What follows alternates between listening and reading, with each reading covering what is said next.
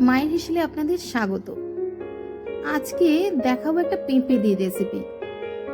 বাবা পেঁপে খেতে খেতে বিরক্ত, তাই বাবার জন্য বানাচ্ছি নতুন ধরনের রেসিপি। দেখুন, পেঁপেগুলো খোসা ছাড়িয়ে এরকম টুকরো করে গ্রেটারে ভালো করে ঘষে নেবেন। এই দেখুন, এরকম ভাবে ঘষে নেবেন। তারপরে এক গ্যাসের মধ্যে সসপ্যান বসিয়ে তাতে জল দিলাম আর সামান্য লবণ দিলাম। এই পেঁপেগুলো দিলাম সেদ্ধ করে নিতে। পেঁপেগুলো সেদ্ধও হবে এবং সেদ্ধ হওয়ার পরে জলটা আপনারা একদম চেপে ফেলে দেবেন। তাহলে কি হবে, পেঁপের গন্ধটাও চলে যাবে। দেখুন, পেঁপে সেদ্ধ করে এরকম ঝরতে দিয়ে দিয়েছি। এবার কড়াইতে 1.5 টেবিল চামচ মতো ঘি দিলাম, তাতে কিশমিশ দিয়ে দিলাম।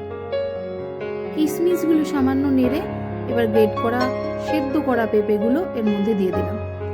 এবার নেড়ে নিয়ে হালকা বাদামি করে ভেজে নেবেন। তাতে পেঁপের গন্ধও চলে যাবে এবং খুব সুন্দর ঘিয়ের গন্ধটা এর মধ্যে ঢুকে যাবে।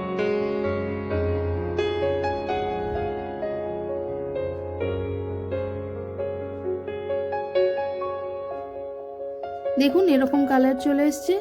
এবার এর মধ্যে দিয়ে দেব দুধ।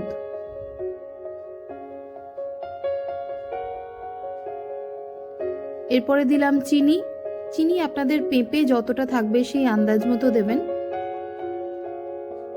কালারের জন্য এবং ফ্লেভারের জন্য দিলাম একটু খেজুর গুড়, দিলাম সামান্য এলাচ গুঁড়ো। এইবার ভালো করে নেড়ে নিন।